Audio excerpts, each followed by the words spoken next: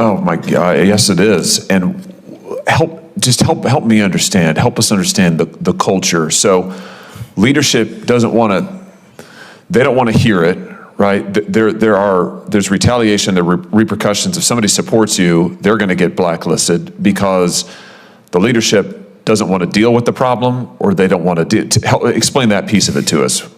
Why not just say, why wasn't leadership in your case saying, this is unbelievable, this is terrible, it's probably a crime. For many of you, it is a crime, what you described. Sexual assault's a crime, rape's a crime. So it's not just bad behavior, it's criminal behavior. Help us understand the culture that says, oh, we're just gonna, see no evil, hear no evil, look the other way, we don't want to deal with it, such that if you press the issue and you say, no, actually I was assaulted, actually I was raped, they say, we've got to silence you. I mean, we've got to shut this down. We can't deal with this. Why is that? I mean, help us get into the mindset, their mind, to the best you can. If you're new here, welcome, but fair warning, today is not a light one. What we're about to watch together is one of the most important congressional hearings I've come across in a long time. What you just saw in that clip is Senator Josh Hawley doing what very few politicians actually have the guts to do. He's sitting across from real victims, real human beings who were failed by an institution that was supposed to shape the finest servants this country has to offer, and he is genuinely listening. He's not performing. He's not chasing a soundbite. He wants answers, and you can feel it. Here's what makes this so infuriating. The Coast Guard had a report detailing serious sexual assault cases at the Academy sitting on their desk since January 2020. 3 years of silence. And one of the victims found out her case was in it from a CNN reporter while she was wiping her kid's runny nose. That's where we are.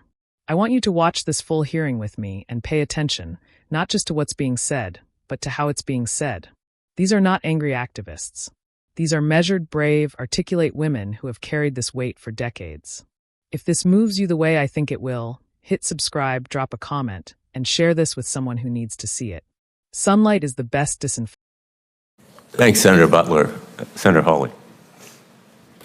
Thank you, Mr. Chairman. Thanks to you and the ranking member for holding this hearing today. Thank you for each of you. Thank you for being here. Thank you for your courage. Thank you for your service to our country, first of all.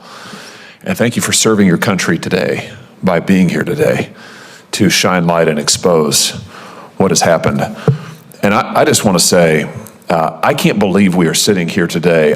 First of all, words fail me in saying what has happened to each of you and offering condolences. That doesn't begin to cut it. But I also just cannot believe that the extent of the cover-up for years and years and years and years. And I also can't believe, Mr. Chairman, that the Coast Guard has had this report since 31 January 2020, and they sit on it for 3+ years and deliberately conceal it from us. I mean, deliberately conceal it. Ms. Morrow, I wanted to ask you about something you said in your written testimony. I cannot imagine what this was like for you. You said you found out from CNN that your case was included in Operation Fouled Anchor. I just want to read what you said here. Not from an Academy representative, not from CGIS, not from Congress. The news was broken to me by the press over the phone while I was wiping my child's runny nose. Tell us what it is like to frankly be betrayed in that way, such that you've got a member of the press, which thank goodness they got it. Thank goodness whomever it was, the whistleblower, whomever leaked it to them. Because otherwise we probably still wouldn't know about it. But just tell us what that was like to get a call and to say, hey, by the way, there's this report that you've never heard of and your case is in it, and do you have a comment? Yes, I have several. I would like to start by saying that I wish I could put that whistleblower on my Christmas card list for the rest of my life. Because without that whistleblower, something that I had thought that I had put to bed decades ago was just resurrected. I have been minding my own business the last several decades. I left the Academy, haven't had careers like the other ladies up here. I am living a blissfully average life with my husband and my children in Tennessee.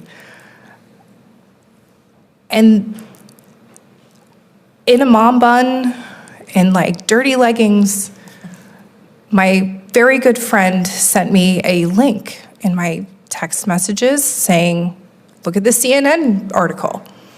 Weren't you at the academy during this time period? And again, my heart hit my feet, and I read the report, and I immediately contacted the CNN reporter. She immediately contacted me back and said, I've been looking for you. Your name is in this report. I've been looking for you.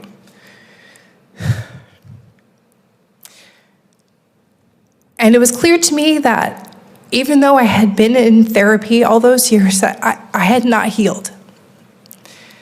And like I mentioned in my testimony, I was wiping my son's runny nose with my phone up to my ear like this, listening to her tell me this. And I still don't have words. I've been suffering since June, since I heard. Went back into therapy and finally found a great counselor who diagnosed me with complex PTSD. And that was very freeing. So this has, in many ways, been a blessing for me because I finally have a diagnosis for the things that I thought were just personality quirks. These last 20 years was actually, in fact, PTSD. I don't know if that answers your question fully. I'm happy to expound. No, you bet it does. Can I ask you about something that you said a few minutes ago, talking about back when you were at the academy, talking about carrying people on your back in the pool, pushing them up over the walls in the obstacle course, and then none of them would come forward and support you. And you said something that really struck me. You said they were so fearful. They were so fearful. Tell us about that dynamic. What were they fearful of and why? Frankly, they were fearful of the stripes on leaders' shoulders. The bigger the stripes, the bigger the threat. We all know this. So what would, walk us through that? I mean, just help us. What was the threat? If they supported you and they said, yeah, she's telling the truth, what would happen? You would be, blacklisted in a way. I don't know how else to better explain that.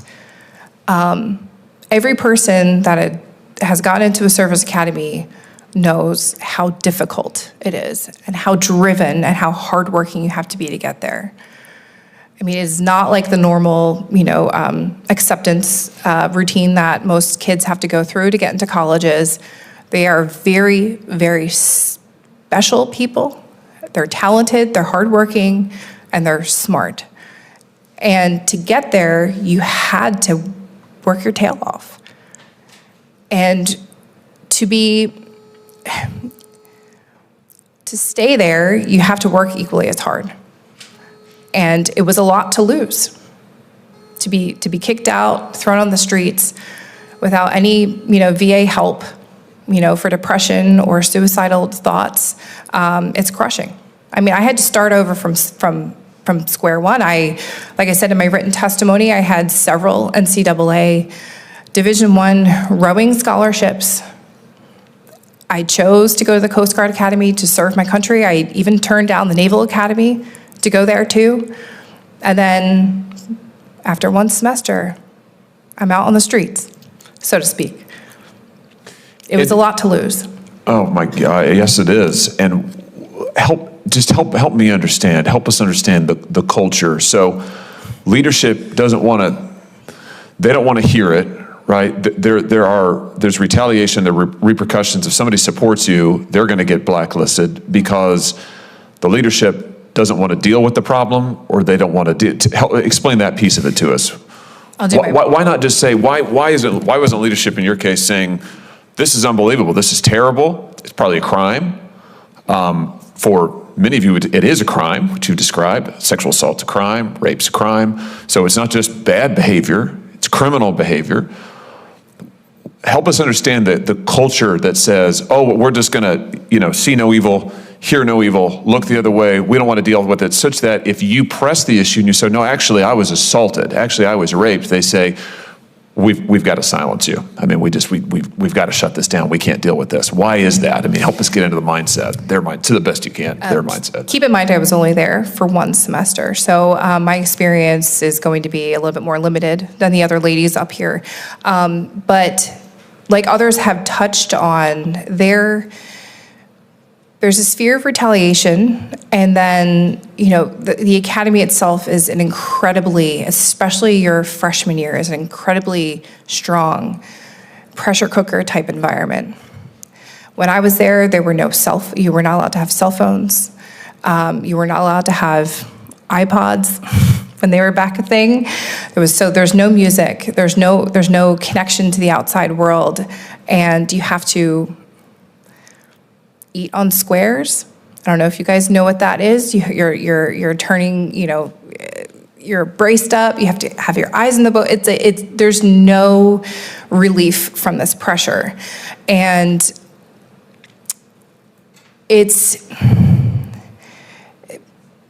forget exactly where I was going with that. Excuse me, but so this pressure cooker type environment just creates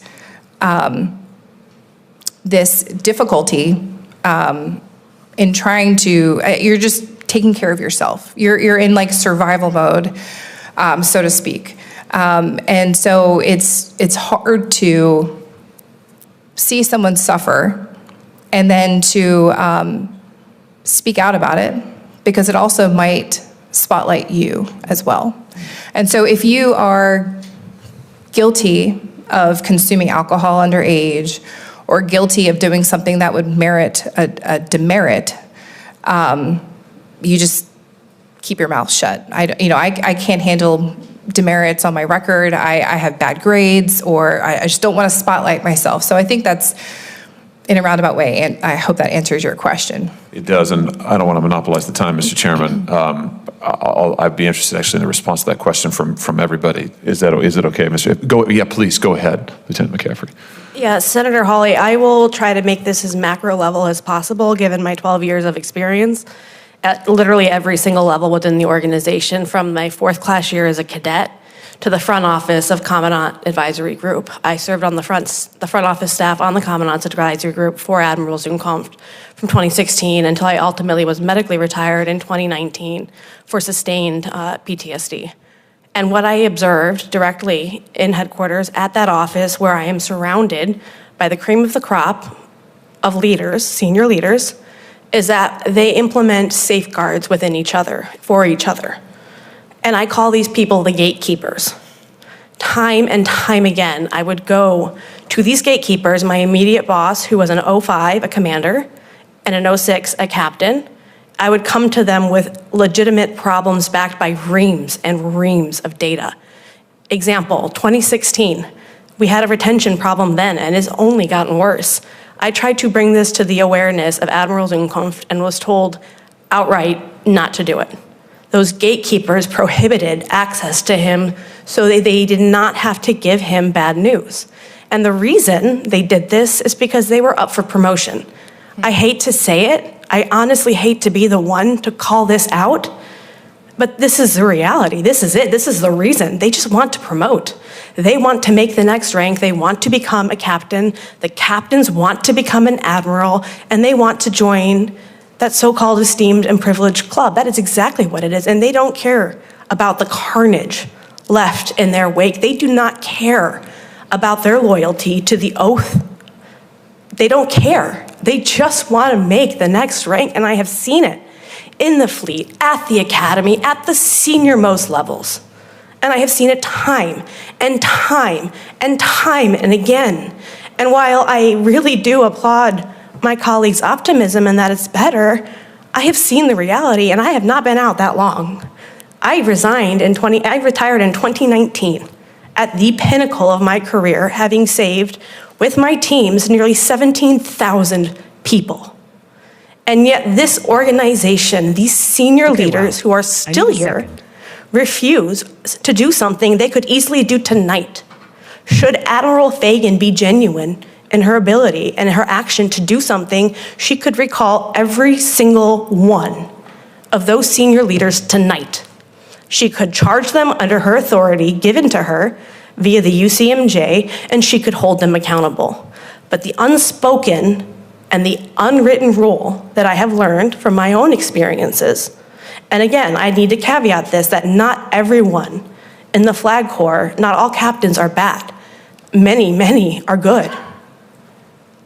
But the ones in power, the ones who make the decisions, the one who overrule convictions, criminal convictions, are the ones who often stay the longest and rise the ranks to the highest point. And then when you add in the complexity of a gatekeeper, an 06, a 1-star, or a commander, they are just simply not getting the information that they need. And that's just that is the reality of the situation. It comes down to individual ego and ambition and their need and desire to promote for power. All right, let's watch.